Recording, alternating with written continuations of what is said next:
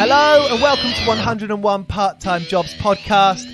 It's a pleasure to welcome Faris from The Horrors on today's episode, talking about his life in music, what he's got up to between projects, between records, between tours, discussing his process, his thinking behind what he does, and a look at his earlier life hanging out in Camden, living in Southend, and the start of the band.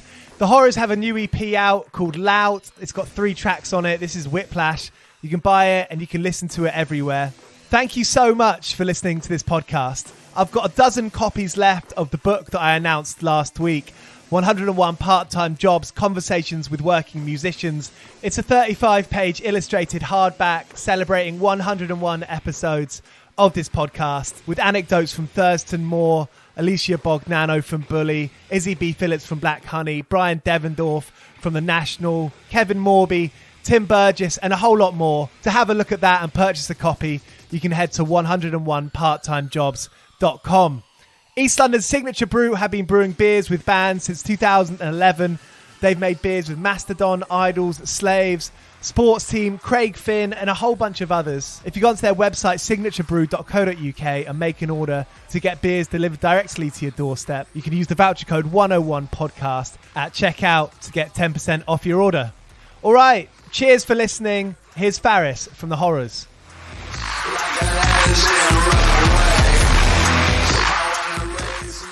Tell me if I'm wrong, but you know, when The Horrors started, there's always going to be a kind of a scene, quote unquote, or a circle of friends, or a club night, or a promoter that you know you circle around.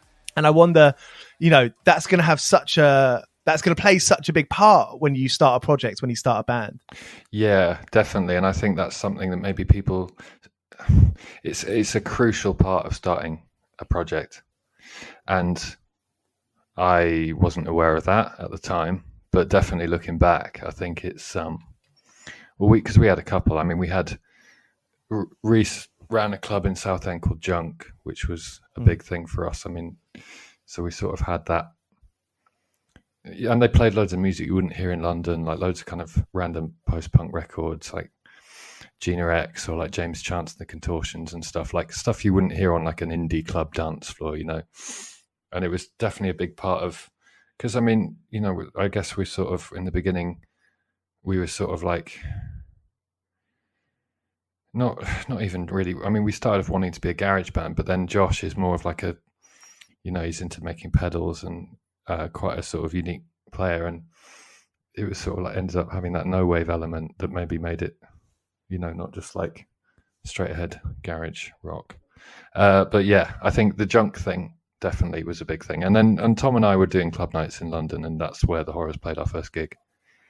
Do you think that made you more open to, you know, playing for other people, or, you know, signing to different record labels in years down the line, you know, that kind of openness? We didn't know that was a thing. I mean, we just wanted a 7-inch, you know. I mean, it's like, right. It's nothing. It's literally like you start a band, and I'd imagine it's like this for a lot of people. You start a band, you're in a room and it's exciting with your friends and you're making sounds, and it's like, wow, you know, we've got these chords together, and you're not questioning whether you sound like someone else or like whether it just in that room, it sounds great, and maybe it's great or maybe it's rubbish, but in that room to you it sounds great, and then you don't have the doubt, or like you're too naive to like question whether you need to, which is great.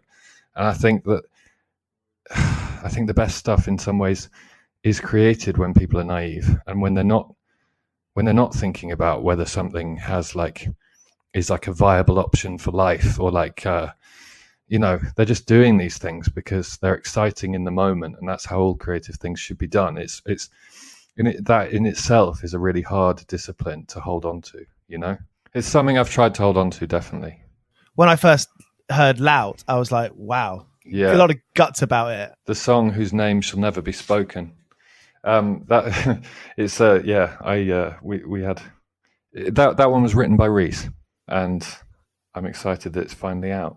Did The Horrors ever have a conversation about whether you're going to listen to what people are writing about you? Was that ever something that, you know, you discussed with the others? Oh, we never. I don't think we ever had that conversation. I mean, I think it's difficult to not feel.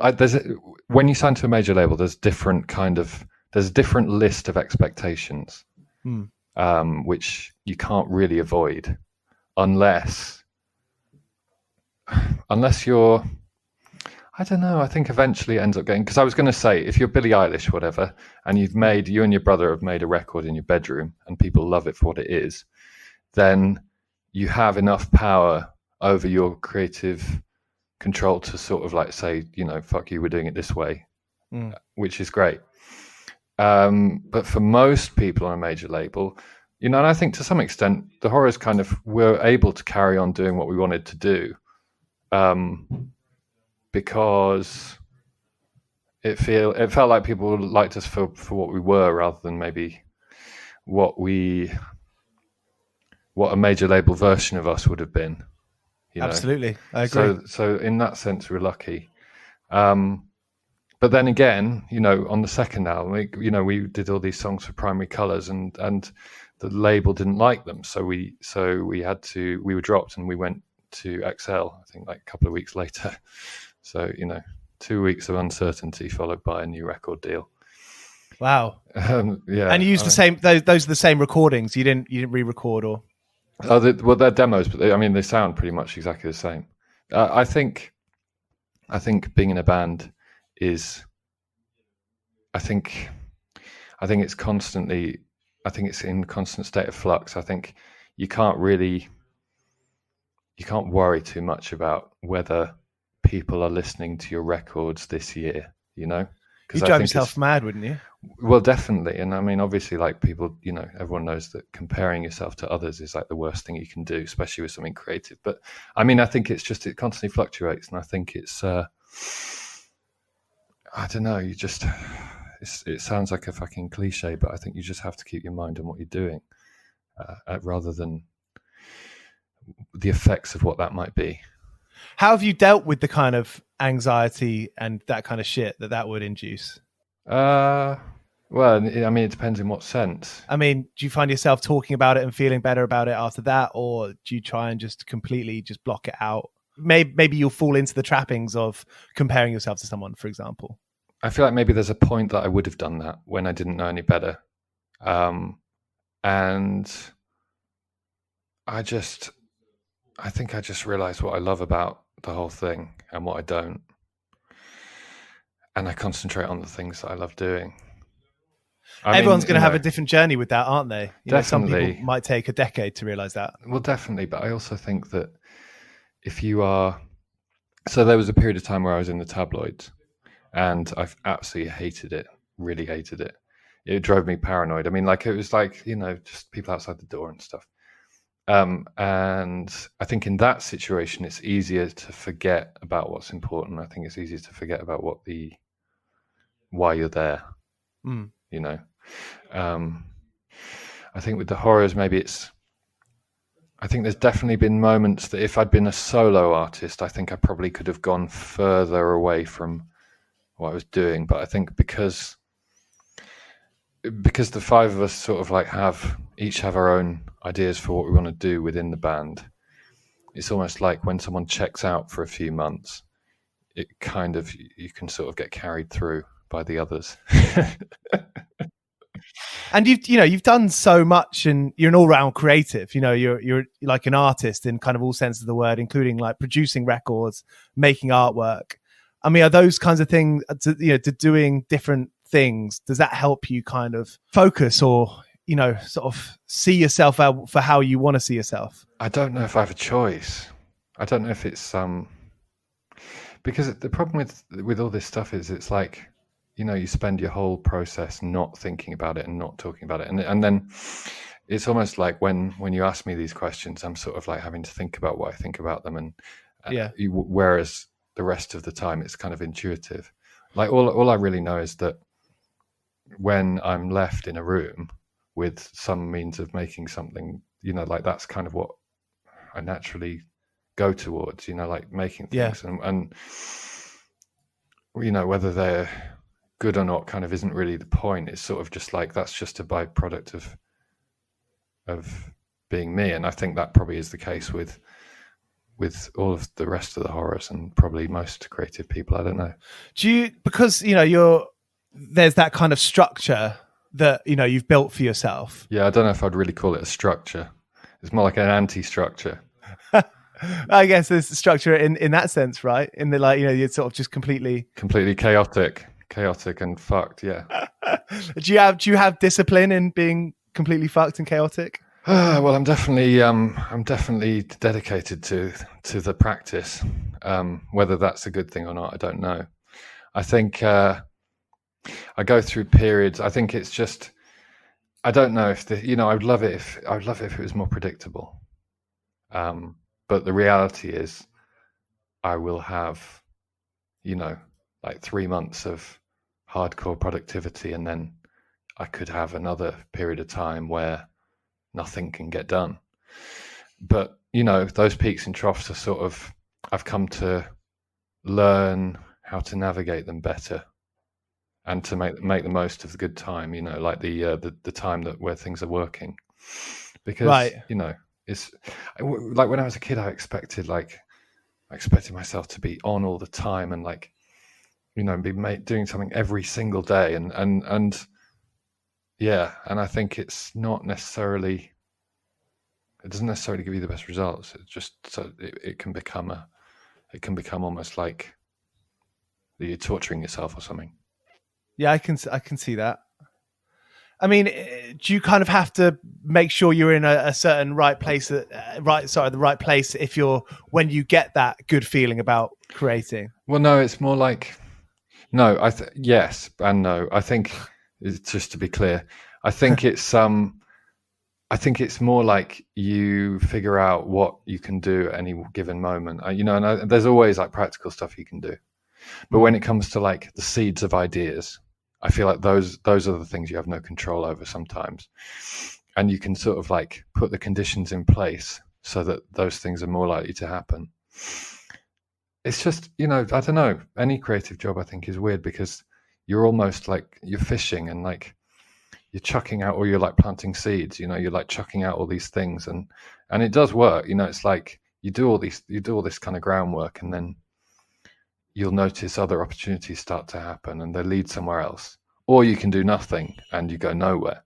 But it's just, you can't quantify it when it comes to creative stuff, unless you're like working for an ad agency or something, which, I don't know, maybe that would be fun. I'd quite like to have my own office.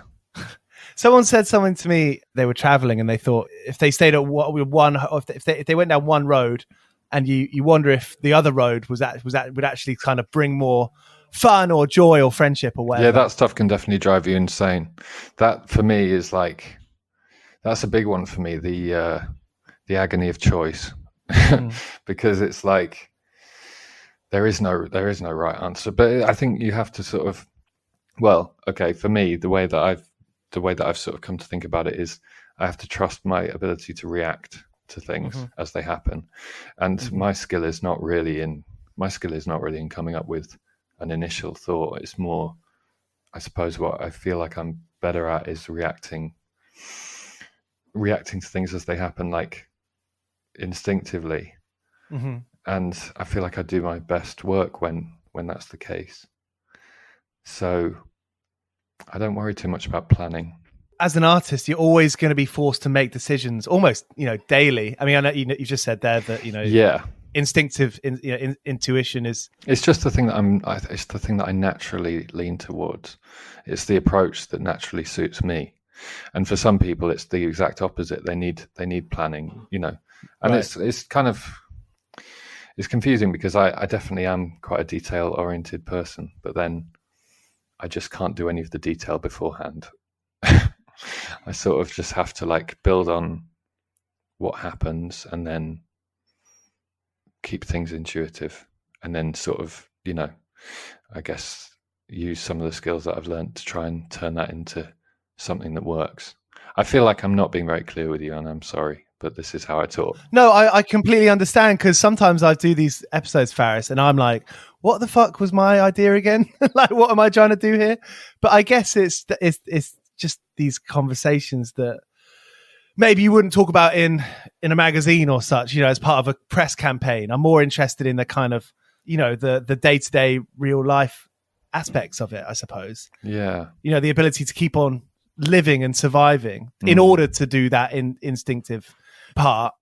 Is that something that you've spent much time thinking about? Yeah, I mean, I think especially the last year, I think anyone has. And I honestly, there must be so many people who haven't been able to, which is kind of like, I don't know, it's kind of crushing because it's like, it feels as if the system is in urgent need of change, and the people who are holding the power to make that change are clinging on for as long as possible. So who do you think those people are? I mean, I think I'm talking more about people like the gatekeepers like Spotify, but I think it's Spotify is a really great service, and I think that they just have to pay the artists more fairly, because if it's going to be unsustainable for everyone otherwise. But that's just, I mean, this is the thing though, because I never talk about this stuff, and one of the reasons for that is I think it's a natural evolution of a mechanism that is changing all the time. And even in between since I started a band, the music industry has changed a lot. When we began, all the A&R guys were like, using label expenses to pay for everything, and you go out for like dinners and like, they'd get cabs everywhere, and they would charge it back to the label, probably charge it back to us actually. Yeah, right. Yeah, but it's like, and that's changed, and and then it'll change again, and I think in the end we're sort of going towards a place where the artist does have more power, and then I guess once that solidifies a bit more, then the artist will have more control over how to like monetize that, so I think, I don't know, I just think it's things will work themselves out gradually, and it's just a bit of a sort of difficult in between time at the moment. That's quite a positive outlook on it all. Well, yeah, I am known for my sunny disposition, so I think that is in keeping with that whole thing. Have you learned over that, going to those meetings and being times where you've been really looked after, did you kind of know even throughout then that actually, your future is in your own hands? I've never been careerist about it. I've never been smart enough to be like, look at things in a kind of with a cold clinical eye and be like, if I do this, this happens. My brain doesn't work like that, and I've given up trying to make it. It's like, that's not the kind of, I'm not manipulative. I'm not good at like, I'm not, I just, my strengths lie elsewhere. So yeah. I never thought about it I never thought about what would be a good career move, or like how things should work or whatever. I just like doing things, and I know that that's what I absolutely have to live, because when I'm not making things, then I just I don't feel like myself, How have you dealt with outside forces? Because of course, growing up, you're going to be booking your own shows, doing your own admin, and then at some point a few years down the line, it's going to make sense to have a manager or a team around you. But of course, that's going to bring its own complications, perhaps conflicts of interest. Yeah, I mean, we're not, although sometimes it feels like it, we're not all cogs in machines, and it is a people business, and it's like, although it's inefficient, there's so much that comes from relationships and knowing people and networking as well.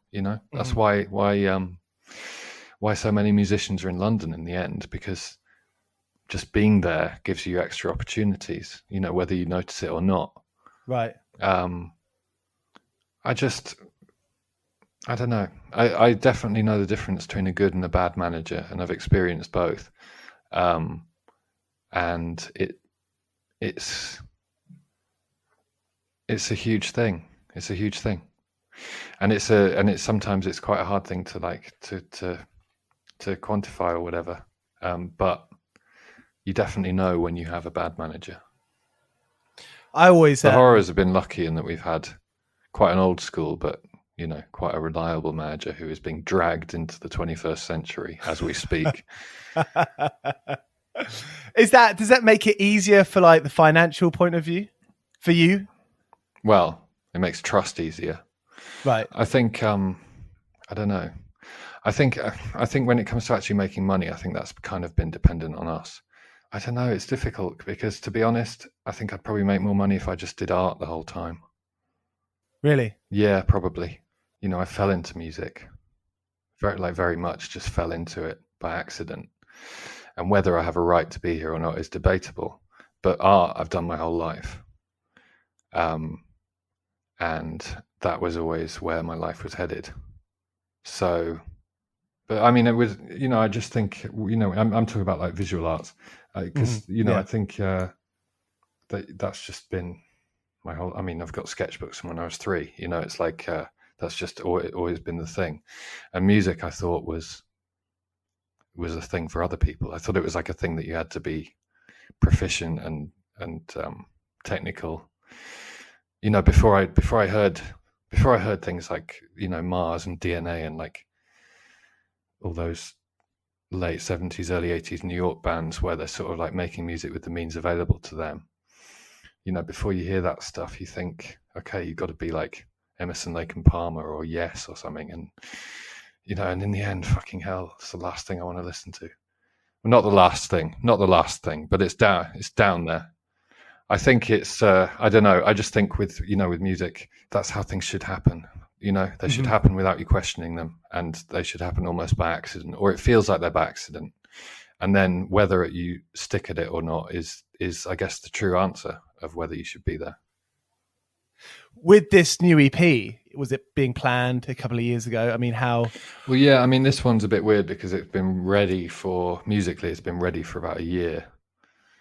But I don't know. It's funny because you sort of, I feel like I can't say for sure, but I feel like the Horrors experience of being in a band maybe is quite different to a lot of other bands in the sense of we've never had any kind of formula or never been capable of having a formula because, things are quite sort of like, I mean, it's not entirely my fault, but it's part of it. I think, like Reese is an intuitive player as well. And like, Josh, despite all his insane electronics building capabilities, is quite intuitive. And we learned to play together through being in a band. So I think it's always going to be, whenever there's a period of time where we have a chance to explore sounds and create stuff, I think it's always going to be a little different what comes out at the end of it. So I think it is always going to evolve a bit. But then, to add to that, the musical landscape changes all the time. And sometimes what you're making doesn't fit with what people want to listen to as well. There's that element to it. So it's sort of, I guess that's kind of going back to my point about how things fluctuate and how it's not necessarily a reason to freak out. I think it's, I think there's no point sort of like sitting down and planning what your next record's going to sound like. Yeah. In my opinion. Has your relationships within the band, I mean, being a band this long, I mean, you obviously had time away. Has that been like a positive force? Yeah, I mean, I think, to be honest, I think to go 15 years of being in a band and not completely despise each other, I think is some sort of achievement. Yeah. And I don't think it happens very often. I think it's, lucky. Are you able to look back and see some of the, some of the harder times, some of the best times? And, do you remember, are they more prominent in your mind than others? Yeah. I mean, the time I went on Soccer AM and scored the goal was without a doubt the highlight of my musical career. And I'm not joking. That made me happier than anything else I've ever done. I'm not exaggerating. No, I know. I'm laughing because I'm happy. It makes me very happy. I'm happy that you're happy. I'm also happy. It's fucking brilliant. Yeah, seriously, the best, because the crowd they didn't like me. I like Neville Southall though. He's a very nice man. It was a wonderful moment. what was that day like? Do you remember getting into the studio? Really strange. It was really strange because every time the cameras went off, it was like, who let this fucking psycho in the room? They went so cold. It was like someone had turned off. Yeah, like someone had turned off their like human chips or something. Like it was really strange. Apart from Neville Southall, who, as a legend of the game, maybe would have more, I don't know, could maybe keep a little more insular and you would understand it. But is that fair? I don't know.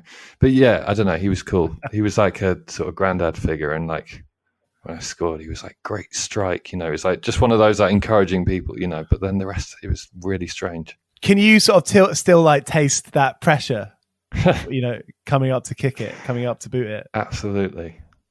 Absolutely. Yeah, because I had to do it after a whole team had sort of like tried and missed. The footwear was pretty. You got to do things right or not at all, haven't you? It's its own thing. Yeah, no, you got to do it properly. Was there, you mentioned earlier about being in the tabloids, and when that ended, was that like a big relief? When certain aspects of it ended, it was a big relief. I remember the last car that was camped outside my house.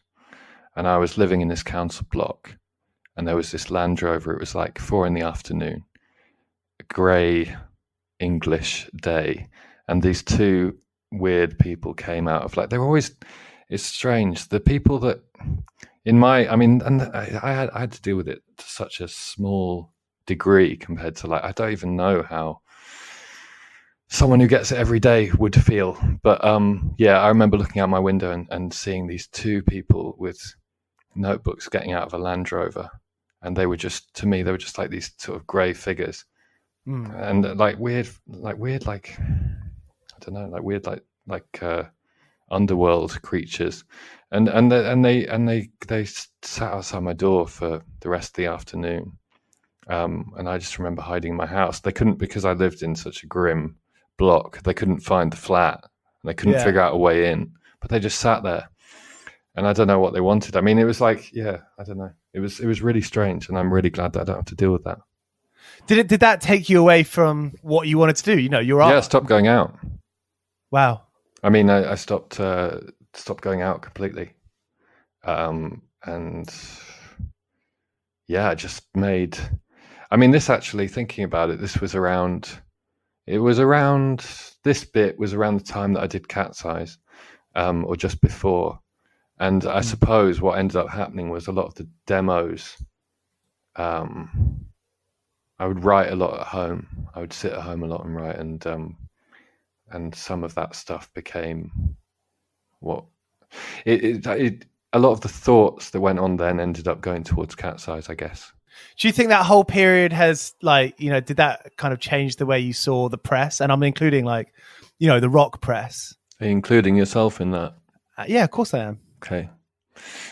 I think I did. It definitely did. I mean, but not in the sense that I was like, I see the big picture now. It was more like, I don't like this, and I need to change the situation. So I did that by withdrawing from people, which, I'm sure there were other ways that could have been dealt with.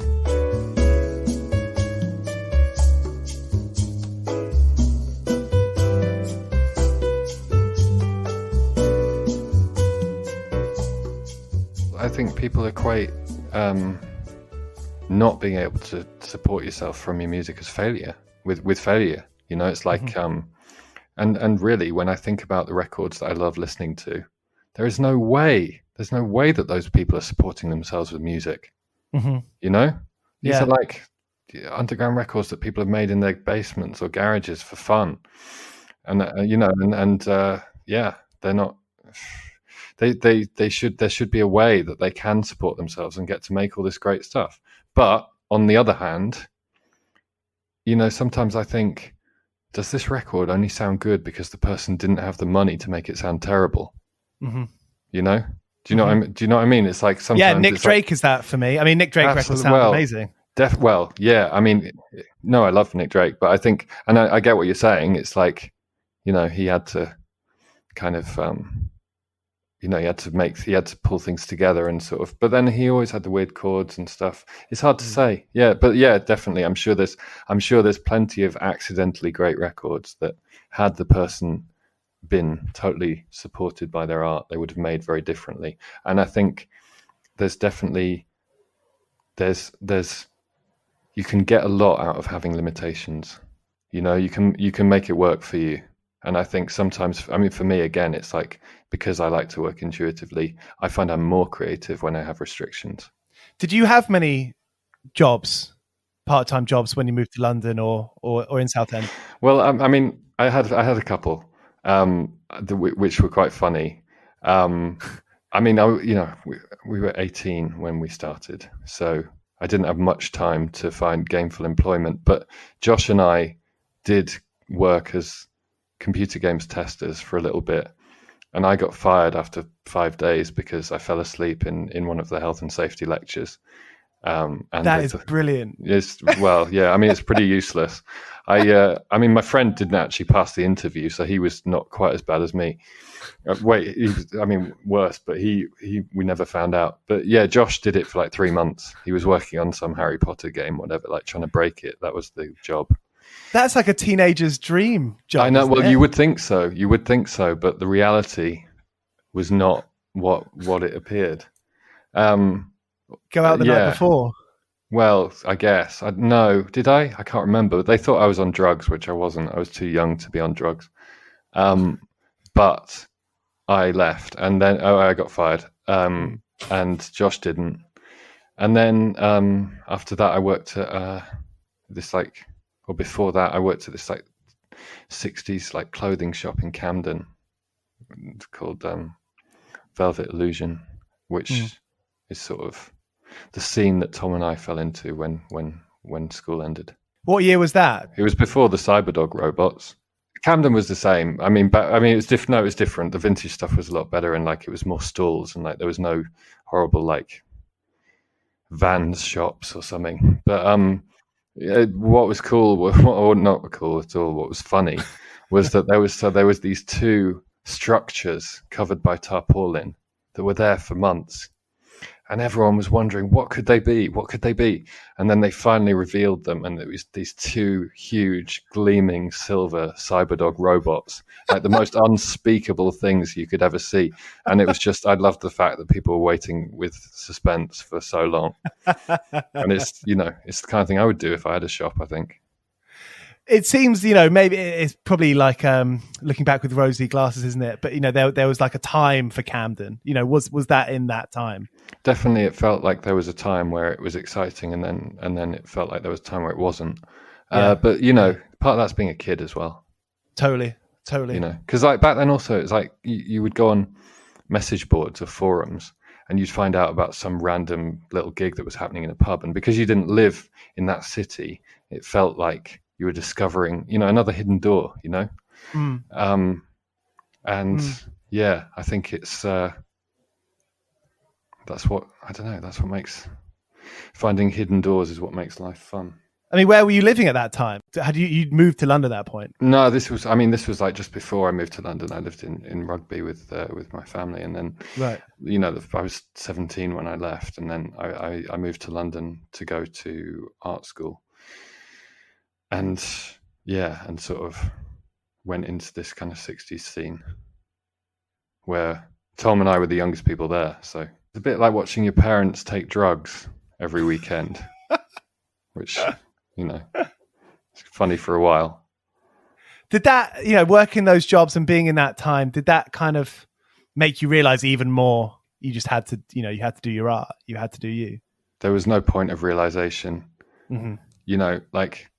I guess the thing is, I'm not good. I can't do anything else. It's not like, on one sense, that's the thing. It's like, I feel like there's a perception of if you are doing art for a living, you're in a privileged position, which is true. Mm-hmm. Mm-hmm. But then on the other hand, it's also, first of all, there is quite a lot of struggle involved, and second, a lot of these people don't have a choice, I don't know if I could even hold down a job at Tesco's, because I think I would get annoyed having a boss. I think I would be like, and it's not a case of just knuckle down and do it. I think I'm physically incapable of doing it. I think there's something in my head that doesn't allow me to fit into that, into that situation and live, whatever. I don't know what job I would have done if I hadn't, I don't know if I hadn't done art or music. I don't know what I would have done. It's funny even asking these questions sometimes, because I mean, like, who, that's not really a natural way to live, is it? You don't take stock of, no one really takes stock exactly what they're doing. And some people do. I mean, some people, that's the thing. It's like, I feel like a lot of people that I knew when I was a kid, I think they had quite sort of, I always felt like there was something wrong with me in the sense of I didn't know what to do or what I should do or what I could do. And some people just had it. They were on it. They were like, I'm going to go and work at a hedge fund. And I'm sure they're very happy with their lives. But I think it's not necessarily for me. I mean, just finally, I don't want to, hold you any longer, but with the EP, with the Lout EP, I mean, you must still have that, like, that fun, excited feeling about it. Yeah, actually, yeah, definitely. I think it's I think that's the thing that really keeps things going. I think, but this is why I feel like it maybe is different in other bands, because I think, with the Horrors, it's almost like, it feels like we go away and we work on this thing and it's different to whatever we did before. Yeah. And then there's the element of like revealing it. And that bit is exciting because it's like, we never really put something out until we're happy with it or, like most of the time. I don't think any band can do good stuff all the time. I think there's just like, there's always going to be like stronger songs or like weaker ones, or it's just part of the thing. Yeah. But, in terms of like a general like thing that we've got together, we're usually really excited about it. And I think with the Lout EP, I think that's definitely the case, because it feels like a new chapter and a new way of doing things. And it also feels fresh, like we could be beginning a new band almost, When that first single came out, I was pretty shocked. This is really industrial. Yeah. That must have felt exciting. Yeah, definitely. I think, I mean, it's funny because we sort of like, as we were getting these songs together, we were thinking, oh yeah, these would be great to play live. But then, the last year, people have been listening to music. Yeah, I'd imagine the kind of music people have been listening to even has been affected. Yeah. But yeah, I don't know. It's interesting. Brilliant. Well, Faris, it's been really nice to chat. Thanks so much for letting me ask you some obtuse questions. No, that's all right. I enjoyed talking to you. You mentioned earlier, when I first mentioned the Lout EP, and I didn't ask you, but you said something about, he who should not be named. I thought that might come up again. Yeah, so basically Lout was a working title. And the Horrors writing process is complicated. Because it can come from, like different people start different ideas and whatever. And I had a problem with that title, but I learned to live with it, as I have learned to live with a lot of other things. I see. And, most of the time, when I say these things, I'm half joking. So it's just maybe my voice doesn't give that impression. Maybe it's up to us to really kind of understand what we think we understand. I guess it is. Like, isn't that always the case? It really is. Do you have that thing? Do you ever have, if you're at a party the next day, will you ever feel like, oh, actually, I said that thing and I wish I hadn't said it? Do you get any of that? That's a good question. That has only, that only happens if I don't believe what I said. And Right. sometimes I don't think necessarily people should take the words that come out of my mouth as my actual opinions. So occasionally, but I don't know. I just don't really take things that seriously, I just try and pretend that I do. I think everyone should have a slice of Larry David in them, where they're just like, that's okay. I'm just going to get over it. It's someone else's problem. Yeah. That's a good way of looking at it. Brilliant. All right, well, Faris, have a lovely rest of your day. Have a lovely weekend. It's Friday. Thank you, man. Thanks for talking. So there's Faris from the Horrors. Thank you so much for listening. I hope you enjoyed this episode. Like I said, there's just 12 or so books left. If you want to grab one, you can get one at 101parttimejobs.com. Feel free to hit the subscribe button. Thank you, Faris, for being up for this chat. Thank you, Lydia, for arranging it. Thank you for listening. Go well. Here's Sparrer. I've been working all day for me mate on the side, running around like a blue-ass fly. I've been working all day for me mate. Every bleeding minute I've been on the go, up and down the ladder like a fiddler's elbow. I've been working all day for me mate. This is a Mighty Moon Media podcast.